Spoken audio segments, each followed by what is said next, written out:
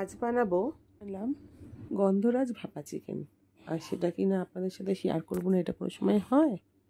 তো আসুন দেখে নিই কীভাবে বানালাম গন্ধরাজ ভাপা চিকেন। এটা কিন্তু খেতে দারুণ হয়েছিল।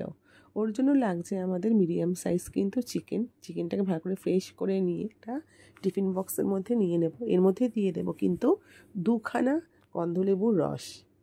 লেবুর সাইজটা ছিল মিডিয়াম। আর এর মধ্যে দিয়ে দিচ্ছি হচ্ছে বড় সাইজের 2খানা পেঁয়াজের বাটা। আর দিচ্ছি আদা রসুন বাটা। দিয়ে দেব কুচনো পেঁয়াজ, প্রয়োজন অনুসারে নুন, দিয়ে দিচ্ছি হচ্ছে গন্ধরাজ লেবুর খোসা। আর দিয়ে দেব, দেখুন এখানে কি কি রয়েছে, এগুলো কিন্তু পেস্ট করে নেব। আর সেই পেস্টটা এর মধ্যে দিয়ে দেব। এখানে রয়েছে তিল, পোস্ত, কাজু বাদাম, কাঁচা লঙ্কা আর গোটা গরম মশলা। দিয়ে দেব কিন্তু বড় চামচের 1 চামচ জল ঝরানো দই। আর দিয়ে দিচ্ছি বেশ খানিকটা সর্ষের তেল।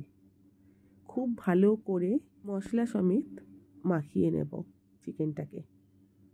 আর এইভাবে রেখে দেব 2 থেকে 2.5 ঘন্টা। Hello viewers, welcome to my YouTube channel Rupa's blog and cook. তোমরা কি কেউ এইভাবে ভাপা চিকেন করেছো এর আগে? যদি করে থাকো তো অবশ্যই জানিও। আমি আরও একটা রেসিপি জানি ভাপা চিকেনের, সেটাও তোমাদের সাথে একদিন শেয়ার করব। তো এই ভাপা চিকেনটা যেহেতু আমি সেদিন করেছিলাম, এই কারণে এটাই আমি তোমাদের দেখাচ্ছি। আর এটা কিন্তু খেতে সত্যিই খুব ভালো হয়েছিল। একটু লাইট, কিন্তু খেতে দারুণ। টেস্টে কিন্তু কোনো হেরফের হয় না, এতটাই ভালো। তো এই দেখো, খুব ভালো করে মশলাটা এবার চিকেনের মধ্যে ঢুকতে দেবো, ওর জন্য অতক্ষণ রেখে দেবো আর কি।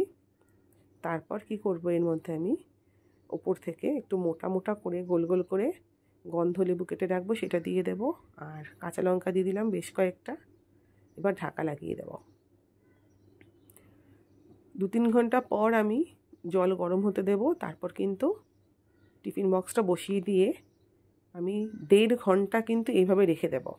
মাঝে মাঝে এসে দেখবো জলটা শুকিয়ে কিনা। যদি জল শুকিয়ে যায় তাহলে একটু একটু করে আমি জল সাইড দিয়ে দেবো। আমি ফোটাবো এখানে পুরো 1.5 ঘন্টা। তারপর আমি নামিয়ে নেব। আর নামিয়ে নিলেই ভাপা চিকেন একদম রেডি। আর গরম ভাতে এই ভাপা চিকেন দিয়ে খেতে ফ্যান্টাস্টিক লাগে।